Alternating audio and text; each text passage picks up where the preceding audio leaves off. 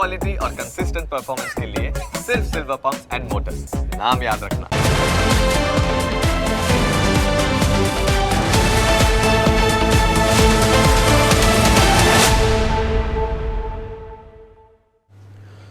તમને સ્પર્શતા તમામ સમાચારોની છે અમને ફિકર અને એટલે જ હું આપના માટે લઈને આવ્યો છું પ્રાઇમ 9 વિથ જીગર। પ્રાઇમ 9માં આજે વાત અમરેલીના પત્રકાંડ બાદના પ્રચંડ પોલિટિકલ પડઘાની। તો રાજનીતિમાં આ રણકતી એક રાજનીતિ શરૂ થઈ ગઈ છે અને ચહેરો છે અમરેલીની પાયલ। અમરેલીના પત્રકાંડે રાજકારણને ગરમાવી દીધું છે। પહેલા ધરપકડ, ત્યારબાદ જામીન અને હવે પોલીસના ખુલાસાએ ફરી એક વખત આ મુદ્દાને વધારે વેગ આપ્યો છે અને એટલા જ માટે આજની આ ચર્ચા પણ કરવી છે। આજની આ ચર્ચામાં આપણી સાથે જોડાશે બીજેપીમાંથી નિલેશભાઈ, આ સાથે જ કોંગ્રેસમાંથી જોડાશે ડૉક્ટર હેમાંગ વસાવડા અને પૂર્વ સાંસદ વિરજીભાઈ ઠુમ્મર પણ આજની આ ચર્ચામાં આપણી સાથે જોડાશે। સૌથી પહેલો સવાલ નિલેશભાઈ આપને કે આખી રાજનીતિ પૂરજોશમાં શરૂ થઈ ગઈ છે। એક લેટર કાંડ બાદ આખી આ રાજનીતિ કઈ રીતે પહેલાં તો બીજેપી આને જોઈ રહી છે, ત્યારબાદ હેમાંગભાઈનો પણ જવાબ લઈશું। જીગરભાઈ નમસ્કાર, ન્યૂઝ કેપિટલની જનતાને। આખો વિષય જીગરભાઈ જોવામાં આવે છે તો નકલી પત્રકાંડ કે ભાઈ જેમાં એક તપાસ થાય છે, તપાસના અંતે 3 જે પુરુષ છે અને એક મહિલા છે આમની એક ધરપકડ થાય છે। એ એક કોરિયરના CCTV આવ્યા, એ પછી એમને કોર્ટ સમક્ષ રિમાન્ડ માટે જજ સામે હાજર કરવામાં આવે છે। એમાં જજ 2 વાર પૂછે છે કે ભાઈ તમને કોઈ મારવામાં આવ્યો છે, તો એમને 2 વાર ના પાડી। પછી સમગ્ર ઘટના કોંગ્રેસની જોડેથી શીખી શકાય કે અસત્યનો પ્રચાર કેમનો કરવો અને જે રીતે અમારા સ્થાનિક એ દીકરી સાથે અમારી પાર્ટીના દરેક કાર્યકર્તાની, અમારા નેતાની સંવેદના છે, પણ કોંગ્રેસે જે રીતે રાજકારણ રોટલા શેકવાના જે સફળતા એમને મેળવી અને આ રીતે જે દીકરી ઉપર જે એ રાજકારણનો હાથો બનાવીને એમને કહ્યું કે ભાઈ વિપક્ષની માંગ હતી SITની રચના કરવી જોઈએ, SITની રચના કરી।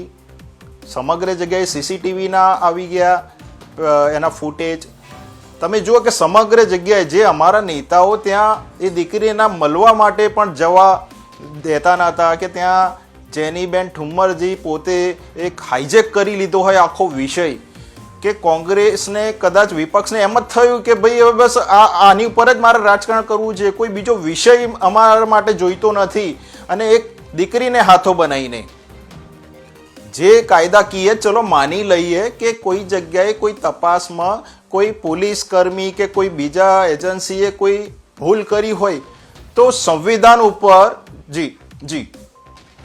તો સંવિધાન ઉપર તો વિશ્વાસ હોય, જે કાયદાકીય પ્રણાલી ઉપર વિશ્વાસ હોય, બરાબર।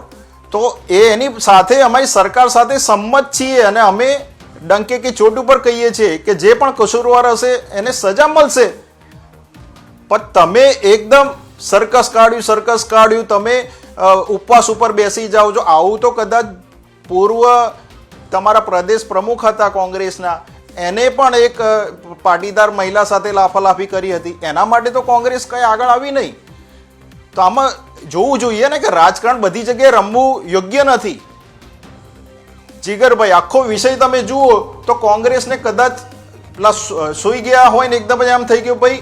બિલકુલ, હેમાંગભાઈને જવાબ લઈ લઈએ। નિલેશભાઈ, હેમાંગભાઈ પણ જોડાયેલા છે। હેમાંગભાઈ, શું આખા ઘટનાક્રમમાં તમે જુઓ કે જે રીતે એક ધરપકડ થઈ, ધરપકડ બાદ એવું કહેવામાં આવ્યું કે 12 વાગે આખી રાત્રે ધરપકડ થઈ, ત્યારબાદ જામીન મળ્યા, ત્યારબાદ જેલમાંથી મુક્તિ થઈ, પછી આખા કેસમાં એક એ વસ્તુ સામે આવી કે 12 વાગે નહીં 4 વાગે ધરપકડ થઈ હતી, એ વાતનો પણ ખુલાસો થયો। બીજેપી કહી રહી છે કોંગ્રેસ આખા મુદ્દાને પોલિટિકલ માઇલેજ આપી રહી છે અને રાજનીતિ કરી રહી છે। ભારતીય જનતા પાર્ટી જ્યારે ફસાઈ છે ત્યારે રાજકારણ ના કરવું, આ મુદ્દો રાજનૈતિક છે આવી વાત કરે છે। હું બહુ સ્પષ્ટપણે કહેવા માંગુ છું કે આખા બનાવમાં ઘણા બધા બંધારણીય અને કાનૂની પ્રશ્નો ગુજરાતની પ્રજા સમક્ષ ઊભા થયા છે। પાયલબેન જે છે એને વારે વારે ઘણી જગ્યાએ પાટીદારની દીકરી એ રીતે કહેવામાં આવે છે. પાયલ ગુજરાતની દીકરી છે. તમે પાટીદાર શબ્દ ધરાર એની સાથે શું કામ ફિટ કરો છો? પાયલ ગુજરાતની દીકરી છે. સુપ્રીમ કોર્ટની સ્પષ્ટપણે સૂચના છે કે મહિલાઓની ધરપકડ રાત્રે કરવી નહીં. શું કામ કરવી પડી? પાયલબેન સામે ચાર્જીસ કયા? એક રાજકીય પક્ષમાં એક કાગળ ખોટા લેટર પેડ ઉપર લખાણો. આતંકવાદ તો નહોતો, ડ્રગ્સ તો નથી ઉપાડી આવ્યા બેન. કંડલા પોર્ટથી, અદાણી પોર્ટમાંથી જે ડ્રગ્સ આવે છે એ તો પાયલબેન લાવ્યા નહોતા. સામાન્ય ગુનામાં રિકન્સ્ટ્રક્શન તમારે શું કામ કરવું પડ્યું? What is reconstruction? એટલે ઘણા બધા, હજી તો હું આખું લિસ્ટ કહી શકું છું, એટલા બંધારણીય અને કાનૂની મુદ્દા થયા છે. તમે છેલ્લા અઠવાડિયામાં જે બનાવો બન્યા છે, ગુજરાતની પ્રજાએ જોવે. પોલીસ ખાતું ભારતીય જનતા પાર્ટીના નેતાઓના અંગત નોકર ચાકર હોય એમ કામ કરે છે. ગુજરાતનું પોલીસ ખાતું એની શપથને વફાદાર નથી, એના ખાખી ડ્રેસને વફાદાર નથી, બંધારણને વફાદાર નથી, કાયદાને વફાદાર નથી. કૌશિક વેકરિયા સામે એક કાગળ લખાય અને દીકરીનું સરઘસ નીકળે, રાત્રે ધરપકડ થાય. રમેશભાઈ ટીલાળા રાજકોટના ધારાસભ્યના બેન એમ કે રમેશભાઈ કેમ પોલીસ કરે છે ને મને એમ કે છે કે પોલીસ એમ કે છે બેનને કે રમેશભાઈ કહેશે તો જવા દેશું. તમે વિચારો તો ખરા, સામાન્ય ધારાસભ્યો છે અને પોલીસ પ્રજાની સેવક છે. ધારાસભ્ય કે એમ જ પોલીસ, બધા જ પોલીસ સ્ટેશન, સ્થાનિક પોલીસ કે ધારાસભ્ય કે એમ જ ચાલે છે. અધિકારીઓ કુર્નિશ બજાવે છે. આ અમરેલીના એસપી એ કુર્નિશ બજાવી. આ બધા મુદ્દા ઉભા થયા છે. બંધારણ જીવે જ કે નહીં ગુજરાતમાં, એ મુદ્દા થયા છે. તમે ડ્રગમાં પકડાય, દારૂમાં પકડાય, એને કાળા કપડા મોઢા ઉપર નાખીને પ્રેસ સામે લઈ આવો અને આ દીકરીને તમે ખુલ્લા મોઢે લઈને નીકળી પડ્યા. આતંકવાદી હતી, એણે દવા લઈ આવી હતી, ડ્રગ્સ એન્ટર કરી હતી. શું કર્યું હતું? પોલીસે સૌથી વધુ એક રાજકીય પક્ષની મેટરમાં આટલું બધું એક્ટિવ શું કામ થવું પડ્યું? એનો જવાબ ગુજરાતની પ્રજાને આપવો જરૂરી છે. બીજો સવાલ એ છે કે મારવાની વાત છે, બેનને પટ્ટેથી માર્યાનું પાયલબેન કે છે. બેનને જજ પાસે લઈ ગયા ત્યારે પોલીસ તપાસ નથી થઈ.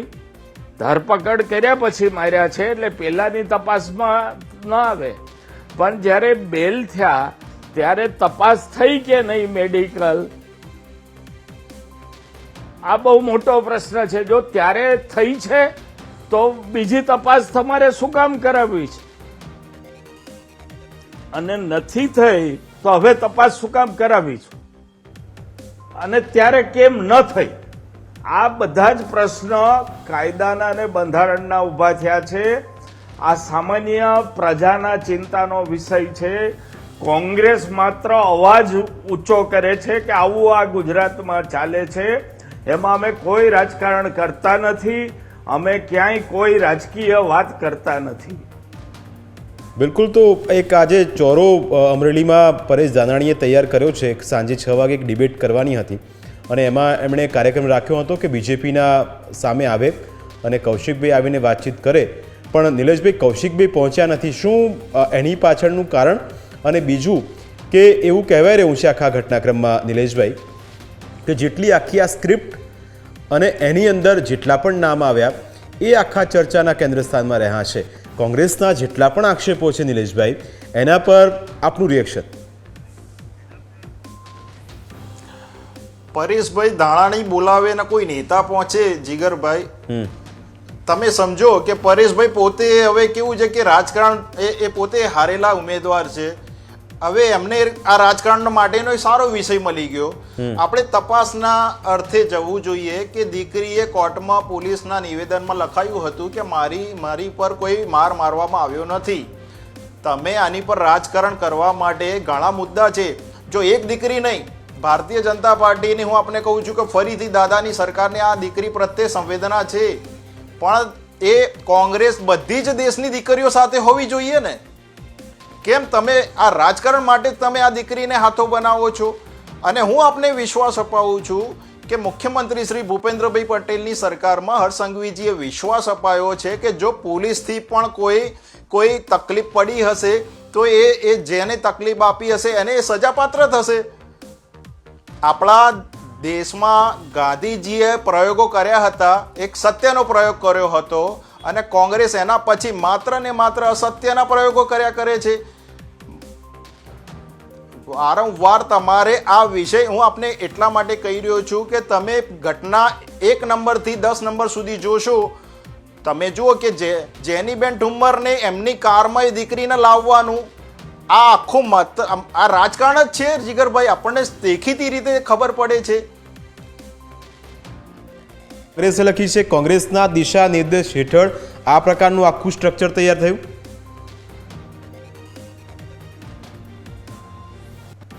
છું કે બાકીના 3 જે પુરુષ હતા અને આ મહિલા આ દીકરી હતી, દીકરીના સીસીટીવી ફૂટેજ ગૃહ વિભાગે એ કર્યા.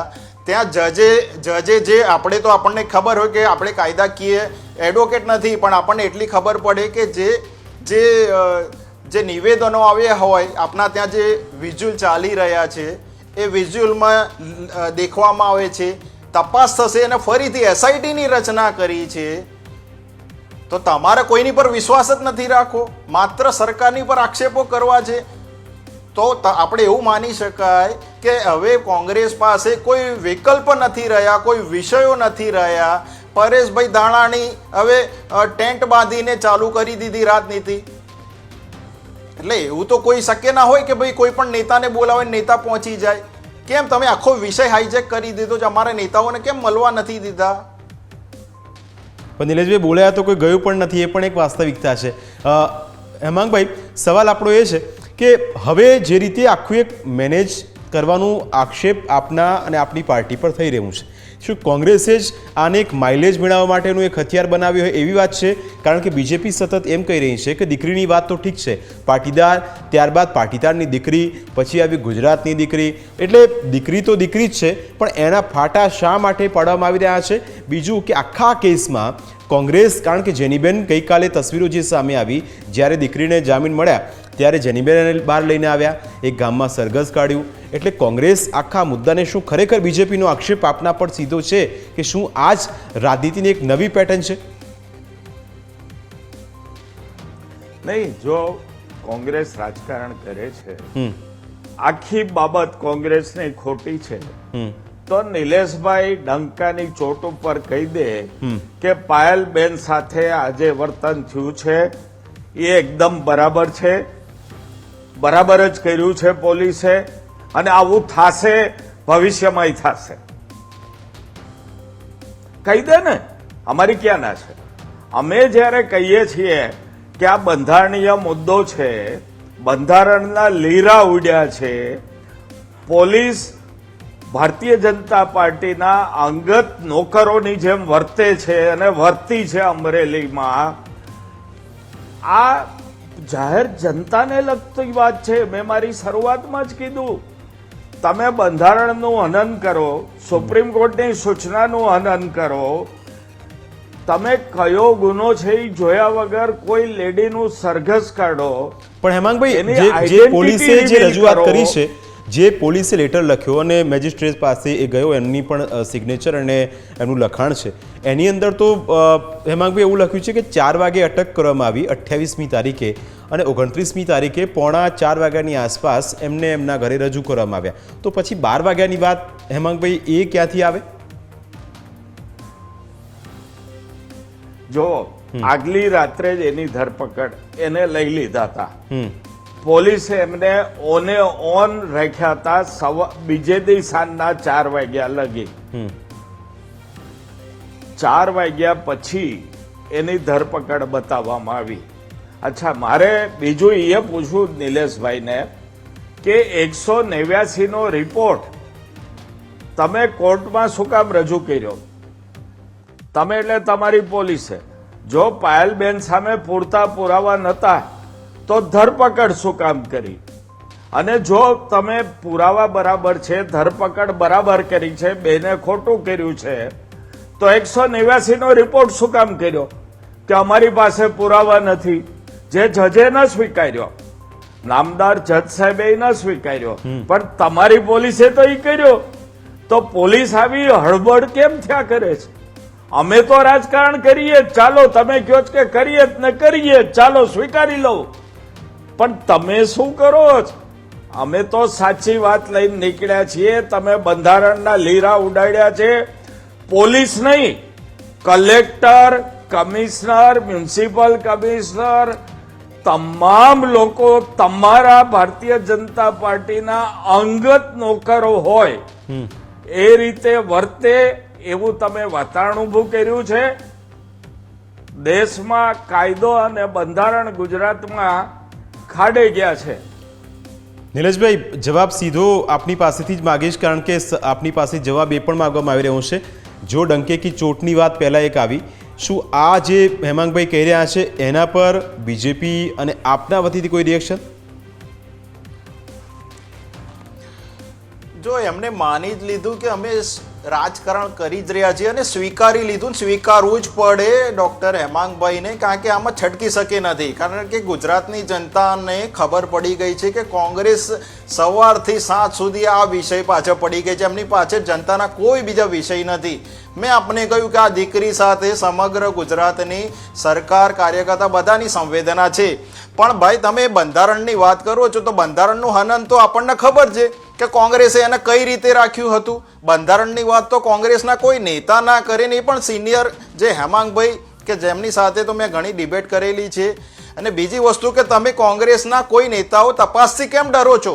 હું આપને વિશ્વાસ અપાવું છું કે જો પોલીસ કર્મીઓએ કે અધિકારીઓએ એમના તપાસમાં ક્યાંય કોઈ જગ્યાએ કોઈ કચાશ રાખી હશે કે એમને કોઈ બેજવાબદારીપૂર્વક કામ કરેલું હશે તો તપાસ થવા દો. SIT છે ભાઈ.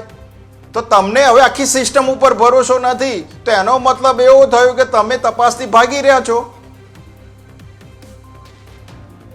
બિલકુલ, એટલે કે આખા કેસમાં હવે જે તપાસ અત્યારે થઈ રહી છે. અને અત્યારે બીજો હેમાંગભાઈ સવાલ આપને એ કરવો છે કે SITની ટીમ જ્યારે ગઈકાલે પહોંચી એમના ઘરે, પાયલબેનના ઘરે, ત્યારે એમને રોકવામાં આવ્યા અને એમનું મેડિકલ જે કરવાનું હતું એ કરવાનો ઇનકાર કર્યો. બીજું, પરેશ ધાનાણી અચાનક આવે છે, પોલીસની ગાડીમાંથી બેનને બહાર કાઢે છે અને કહે છે કે તમારો ભાઈ છું. એ રીતે આખું વર્તન થાય છે. સવાલ એ છે કે જો પાયલબેન સાચા છે તો પછી પોલીસની ટીમ અથવા તો SITની ટીમ જ્યારે મેડિકલની ટીમને લઈને પહોંચે છે તો પછી એ વખતે એમને મેડિકલ શા માટે ના કરવા દીધું? આ પાછો એ જ પ્રશ્ન છે સુપ્રીમ કોર્ટની ગાઈડલાઈનનો. રાત્રે જ શું કામ કરવું પડ્યું? દિવસે શું કામ નહીં? બનાવ 29 તારીખે એમને માર્યાનું કહેવાય છે. એ પછી બેને 3 દિવસ પહેલા પત્ર લખ્યો અને આ જાહેરાત કરી. 3 દિવસ સુધી દિવસે પોલીસને SITને ટાઈમ જ ન મળ્યો. રાતના અંધારામાં શું કામ તમે ઉપાડ્યા? તો શેને માટે ઉપાડ્યા? એટલે વાત એની એ ફરીથી આવે છે. અને બીજું, SITમાં વિશ્વાસ એટલા માટે નથી કે અંતે SIT પોલીસની બનેલી છે, જે ભારતીય જનતા પાર્ટીના અંગત સ્વયંસેવકો તરીકે કામ કરે છે. ગુજરાતની જનતા સમજી લે કે ખાલી કેસરી કપડાં પહેરવાના જ બાકી છે, ખાખી પહેરે છે એટલું.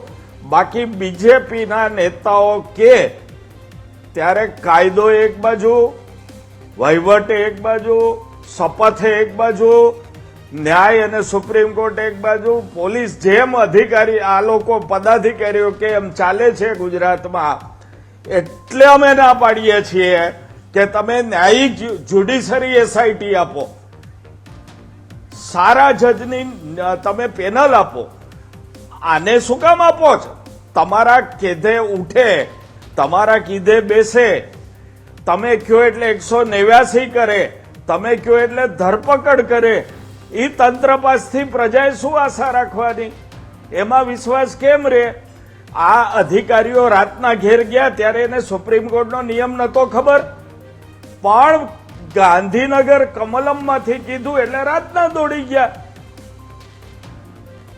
બિલકુલ, એટલે આવા આખા લોકો પર કેસમાં કેમ બિલકુલ વિશ્વાસ? હેમાંગભાઈ, આખા કેસમાં હવે તથ્ય અને સત્યની જ રાહ જોવાઈ રહી છે, કારણ કે આમાં આખું માઇલેજ એ પોલિટિકલ તરફ જતું હોય તેવું પણ લોકોની ચર્ચા અને લોકો પણ કહી રહ્યા છે, પણ એની અંદર સત્ય જાણવું ખૂબ જરૂરી છે. મને લાગે છે કે સત્ય પણ છુપાઈને નહીં રહે.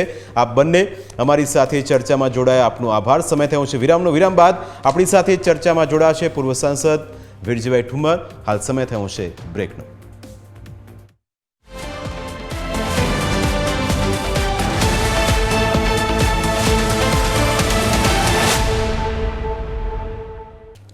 બ્રેક બાદ આપનું સ્વાગત છે. આપણી સાથે ચર્ચામાં પૂર્વ સાંસદ વીરજીભાઈ ઠુમર પણ જોડાયા છે. વીરજીભાઈ, આખા કેસમાં હવે તો એ સ્પષ્ટ થઈ ગયું છે કે ધરપકડ રાતે 12 વાગે થઈ નથી અને 4 વાગે થઈ હતી, તો આખા કેસમાં આટલો બધો કેમ ચગાવાઈ રહ્યો છે? શા માટે અમરેલીનું રાજકારણ આમાં ચર્ચાના કેન્દ્ર સ્થાને છે? પ્રથમ તો પોલીસ કોઈનું રમતો બનીને કામ કરતી એવું લાગી રહ્યું છે, જૂઠું બોલી રહી છે, મારે નહીં કહેવું જોઈએ. આજે એમની સામે અમે પત્ર પણ આપ્યો છે કે ડીએસપી આપ સીટ રચો છો, સીટ ઉપર અમને વિશ્વાસ નથી, એટલા માટે કે તમારા નીચેના અધિકારી સીટ રચે છે, આ ગુનેગાર તો આપ છો. આ બધું કાવતરું ઊભું કરવા માટે એસપીને કોઈ સૂચના આપવાની હશે, એસપીનો અને કૌશિકભાઈના પહેલાં તો ફોન રેકોર્ડ મંગાવવામાં આવે, એસપીના અને હર્ષભાઈ સંઘવીના ફોન રેકોર્ડ મંગાવવામાં આવે. હર્ષભાઈ સંઘવી જ્યારે અમરેલી આવ્યા અને ત્યારે શું સૂચના આપી એ પણ તપાસ કરવામાં આવે. દીકરીને રાતે 12 વાગે એના પપ્પાને ઉપાડી ગયા છે, જૂઠું બોલી રહ્યા છે. એના બધા સીસીટીવી કેમેરાના ફૂટેજ મંગાવવા માટે અમે આજે એપ્લિકેશન આપી દીધી છે. વિઠ્ઠલપુરના સીસીટીવી કહેતે કુટેજ ગામના પાસવર્ડ બદલી નાખો. પાસવર્ડ બદલવાનો અધિકાર જો કોઈને હોય તો ટીડીઓને છે, ડીડીઓને છે. શા માટે તમે પાસવર્ડ બદલી નાખો છો? ત્યાર પછી બીજી એક વચમાં જીન આવે છે, એમને પણ એવો દબાવમાં આવ્યો કે તમે સીસીટીવી ફૂટેજ ના આપો. કોઈ પણ દીકરીને કે કોઈને પણ પકડે ત્યારે એલસીબી અમને લઈ ગયા છે, અમે એલસીબીના ફૂટેજમાં ગયા છે. એલસીબીમાંથી લઈને પછી એમને અમારું બીજું સ્ટેશન બન્યું છે જેને કાંઈક સાયબર કેર કહે છે, સાયબરમાં દીકરીને લઈ ગયા છે, એના સીસીટીવી ફૂટેજમાં ગયા છે. એના સીસીટીવી ફૂટેજ દૂર કરી જ ન શકે અને ત્યાર પછી દીકરીને અમરેલી સિટી પોલીસ સ્ટેશનમાં સુવરાવી છે. ત્યારે એ દીકરીને સીસીટીવી ફૂટેજ એના ત્યાં છે, એના પપ્પા એની સાથે હતા, બીજે દિવસ સુધી એને સાથે રાખ્યા અને પછી આગળ જ્યારે ધરપકડ 4 વાગે દેખાડી ત્યારે બીજે દિવસે એના પપ્પાને એમ કહેવામાં આવ્યું હવે તમે જઈ શકો છો, દીકરીની મેં ધરપકડ કરી. આટલું જૂઠું બોલવાનું, કોઈના કહેવાથી જૂઠું બોલવાનું? મારે પોલીસને કહેવું છે કે ડીએસપી તરીકે તમે શપથ લ્યો છો, તમારો સિવિલ કોડ છે, સિવિલ કોડ પ્રમાણે તમારે જૂઠું બોલવું મોટો ગુનો છે. હાઈકોર્ટમાં પણ એની સામે ગુનો નોંધવાના છે. ડીએસપી જ આ બધું કરાવી રહ્યા છે, પોલીસ વડા જ આ બધું કરાવી રહ્યા છે. આટલું જૂઠું બોલીને 22 વર્ષની દીકરી કે જેનો આ અઠવાડિયે સંબંધ થવા માટે જોવા આવવાના હતા, એમને દીકરીને ગઈકાલે પણ ઉઠાવવામાં આવ્યા. હું ઓન વે હતો, જેની પણ ઓન વે હતી. ડીવાયસપી ગોહિલને મેં ફોન કર્યો, ગાડી રોકાવી, પરેશભાઈ પહોંચી ગયા. રાત્રે 8 વાગે એને પોલીસ સ્ટેશન એને પાછા સિવિલ હોસ્પિટલ લઈ જઈને દીકરીને એમ કહેવા માગતા હતા કે હવે આની તપાસ કરી લે, એમાં તમને કોઈ પોલીસે માર્યા છે કેમ એની તપાસ થાય. અમરેલી પાસે કયા એવા મોટા કેમેરા છે, કયા મોટા એવા યંત્રો છે? મને એક લાકડી મારે અને 8 દિવસ પછી એ લાકડીમાંથી મને કાંઈ મળ્યું છે કે કેમ, કે મને લાગ્યું છે કે એમ તપાસ કરવામાં આવે, કયું એની પાસે એવું યંત્ર છે? એ તો પાછા એમ કે આમાં તો ક્યાંય કોઈને લાગ્યું એવું લાગતું નથી એમ કરીને પણ છોડાવવા માટેનો પ્રયાસ થતો. આટલી નીચી કક્ષાએ પોલીસ ન જાય એનો સિવિલ કોડ છે, અમે ડીજીને પણ મળવાના છીએ. બિલકુલ, આખા કેસમાં વીરજીભાઈ, બીજેપીનું તો એ કહેવું છે કે આખા કેસને કોંગ્રેસ ડાયવર્ટ કરી રહ્યું છે અને જે મુદ્દો હતો એનાથી ભટકાવવા માટે, લોકોને ગેરમાર્ગે દોરવા માટે આખી આ રાજનીતિ કોંગ્રેસ કરી રહી છે. એ પત્રમાં એવું કહ્યું કે 71 ગામમાં દારૂ વેચાઈ રહ્યો છે, એની ડીએસપી તપાસ કરવા માંગે છે કે કેમ? વીરજી ઠુમરના પત્રનું નહીં, ભારતીય જનતા પાર્ટીના આગેવાનનો પત્રનો કાલે નાનભાઈ પણ બોલ્યા કે પોલીસની ભૂમિકામાં અમને શંકા લાગી રહી છે. નાનભાઈ કાછડિયાએ બેવનું પડે. દિલીપભાઈ સંઘાણી સાંસદ જે છે એને જેલમાં મળવા જવા પડે અને દીકરીને કહેવું પડે કે દીકરી તું મુંજાતી નહીં તને નોકરી આપશું, એને રાજકારણ કહી શકાય?